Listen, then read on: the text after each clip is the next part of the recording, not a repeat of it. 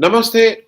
5 PM live में आपका स्वागत है। अ, बहुत से डेवलपमेंट हो रहे हैं और उसमें सबसे बड़ा डेवलपमेंट ट्रंप जी जिस तरह से G7 की मीटिंग को छोड़ के 1 दिन पहले ही चले गए हैं और सब जगह अलग-अलग लोग अलग-अलग तरह से उसको इंटरप्रेट कर रहे हैं। अ, भारत की दृष्टि से मुझे मालूम नहीं ये अच्छा हुआ कि खराब हुआ क्योंकि एक एक तरफ ये हो रहा है कि मोदी जी ने शायद राहत की साँस ली होगी कि कम से कम ट्रंप सामने नहीं पड़ेंगे।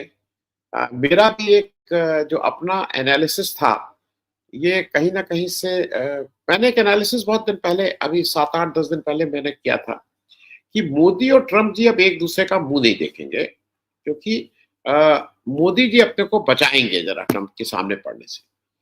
लेकिन फिर लोगों ने कहा था नहीं, नहीं मोदी जी ऐसा नहीं है, मोदी जी सामने पड़ेंगे। लेकिन जो भी वजह हुई ट्रंप वहाँ से निकल गए। दूसरा इंटरप्रिटेशन ये है कि मोदी जी के लिए खराब इसलिए हुआ कि मोदी जी अ, उनसे अकेले में मिलके कुछ कहते, जो भी करते कि भैया जो करना है, हथकड़ी, बेड़ी जो हिंदुस्तानी रहते हैं उनको वहाँ पे भी लगा दो। सिर्फ भेजो ही मत, जो अमेरिका में रहते हैं उनको भी लगा दो लेकिन ज़रा रहम करो, ये जो बार-बार, रोज़-रोज़ ये कहते हो कि मैंने सीज़ फायर कराया, हमें मेरी भी तो कुछ समझ लो। तो वो एक मौका चूक गए अ, अपनी बात को प्लीड करने का, अपनी बात को रखने का। दूसरा एक जो जो इंटरप्रिटेशन ये है कि मोदी जी के लिए अब बिना किसी मतलब ऐसे व्यक्ति के जो उनको उनको थोड़ा बहुत भी उनको डाँट-डपटने के बाद भी उनके साथ खड़ा होता हो, वो नहीं है। अब कनाडा में उनका क्या होगा, क्या नहीं होगा, ये नहीं।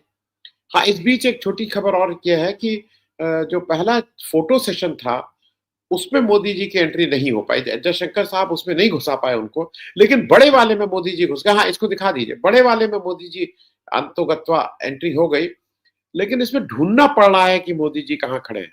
अब आप लोग इसमें से ढूँढिए मोदी जी कहाँ खड़े हैं। मोदी जी पीछे कहीं से एक लंबे चोंगे वाले के पीछे दिखाई पड़ रहे हैं।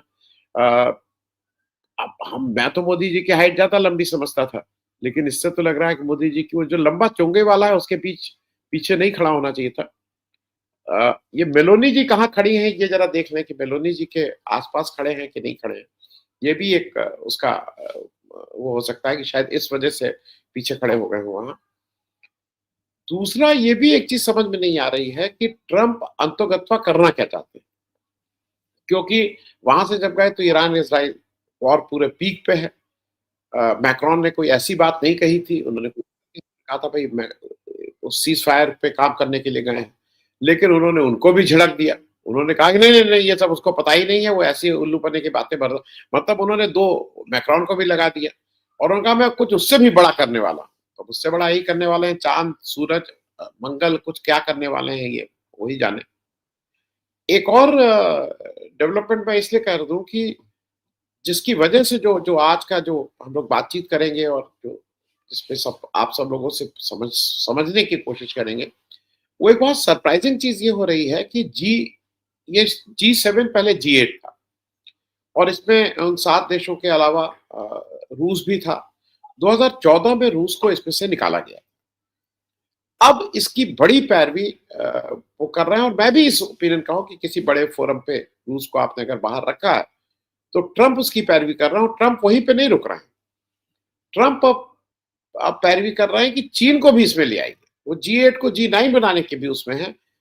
लेकिन इन सबके बीच वो मतलब अगर वो रूस का नाम ले रहे हैं, चीन का नाम ले रहे हैं, तो भारत का नाम भी ले लेते, हल्के ही से ले लेते। कुछ यही कह देते एसोसिएट मेंबर की तरह कर लीजिए। जैसे मोदी जी पीछे खड़े हैं, भाई वही पीछे ही खड़ा कर लिए। सीट नहीं देंगे, स्टैंडिंग वाला ऑप्शन दे देंगे। लेकिन भारत का नाम भी नहीं ले रहे। डॉक्टर राकेश, एक चीज जरा मैं और समझ लूं। एक तो सतीश जी ने इस चीज को ज्यादा उससे समझा दिया, लेकिन एक चीज मेरे मन में भी बार बार उठ रही है। ईरान ने जिस दिन इसराइल पे वापस तेल अवीव पे अटैक किया, वो कितना सफल था कितना नहीं सफल था, दोनों के अपने अपने दावे हैं, उसमें कहीं कोई दो राय नहीं है। ये भी फैक्ट है कि ईरान की जो सेकंड लाइन ऑफ लीडरशिप है, वो पूरी काफी उसको इसराइल ने टारगेटेड करके पोजीशन उससे करके खत्म कर दिया। लेकिन ईरान उसको जिस तरह से खड़े होकर फिर उसका जवाब दे रहा है, एक बात जो ईरान ने कही वो मुझे लगता है कि तार्किक है कि इजराइल इतने दिनों में गाजा में तो वो कत्लेआम हो रहा है, इसको कहीं कोई कह ही नहीं सकता।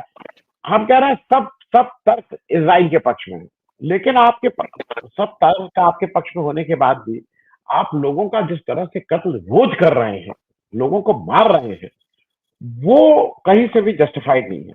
लेकिन ईरान ने जब एक बार इधर कर दिया, 13 लोग मर गए, पूरा विश्व, ये जो ताकतवर लोगों का विश्व है, वो हुआ हुआ करने लगा कि भाई ये देखिए सिविलियंस को मार रहे हैं। सिविलियंस में ही आपने अपने हथियार रखे हुए हैं, वहीं से आप मिसाइल फेंकते हैं, और उसके बाद ये कहते हैं। आपको ये नहीं लगता है कि ये थोड़ी दोहरी बातें कर रही है ये ताकतवर लोगों की लॉबी और ऐसे लोगों की जिनके पास उतने साधन नहीं है? बाकी सारी चीजें, युद्ध बंद होना चाहिए, सब कुछ होना चाहिए, लेकिन गाजा पे जो बोला था उसी को हक है इस समय इस बात को, ईरान को ये उपदेश देने का कि बंद करो। लेकिन अगर गाजा पे आप चुप थे तो आज आपको कहने का कोई हक नहीं। मैं इसमें भी एक टिप्पणी आपसे चाहूंगा डॉक्टर राकेश। बिल्कुल ठीक बात है सर। जो दुनिया की बड़ी ताकतें हैं उनकी नीतियां आमतौर पर इसी तरह की होती हैं। उनके जो पिट्ठू देश हैं उनकी पीठ पर उनका हाथ रहता है। अमेरिका की तरफ से कभी भी इस तरह की प्रतिक्रिया नहीं आई जब गजा पर जुल्म हो रहा था। 65,000 लोग अब तक मारे जा चुके हैं। और अब जब ईरान ने अपने पर हुए हमले के जवाब में हमला शुरू किया है, ये बात बिल्कुल स्पष्ट होनी चाहिए कि ईरान ने अपनी तरफ से कोई हमला शुरू नहीं किया। पहले इजराइल ने हमला किया, उसके बाद ईरान ने उसका जवाब दिया।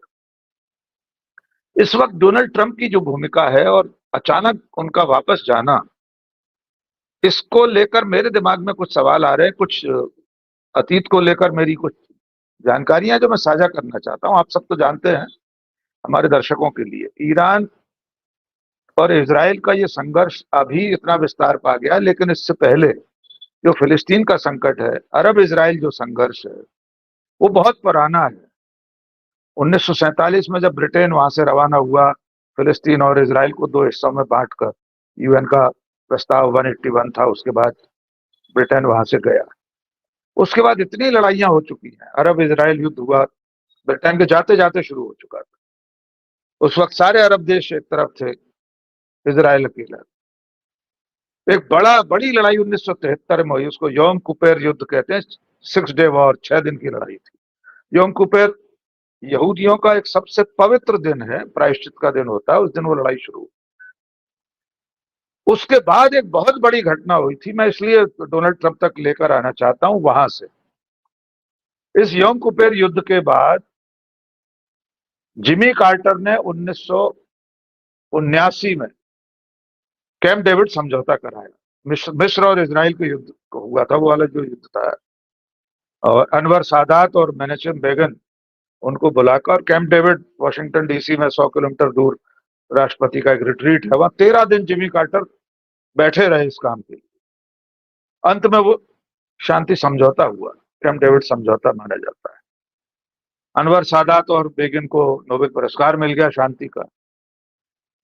मैं ये कहना चाहता हूं कि शायद डोनाल्ड ट्रंप के दिमाग में कोई इस तरह की रणनीति चल रही हो कि जिस तरह जिमी कार्टर ने मिस्र इजराइल के बीच में समझौता कराया, ऐसा कोई समझौता अगर मैं इजराइल और ईरान के इस वक्त इस युद्ध के समय करा दूं, तो वो जो हम लोग सोशल मीडिया पर देखते रहते हैं, लोग लिखते हैं नोबेल पुरस्कार के लिए डोनाल्ड ट्रंप की दावेदारी बढ़ रही है, भारत और पाकिस्तान में उन्होंने सीज फायर करा दिया। अगर ईरान और इजराइल के बीच युद्ध विराम करा देते हैं डोनाल्ड ट्रंप, तो ये उनके खाते में बहुत बड़ी सफलता होगी। और जो सतीश सर कह रहे हैं कि वो अपने आप को सर्वकालीन महान राष्ट्रपति के रूप में गिनवाना चाहते हैं, तो उस दिशा में एक बड़ा कदम होगा। तो ये हो सकता है जी।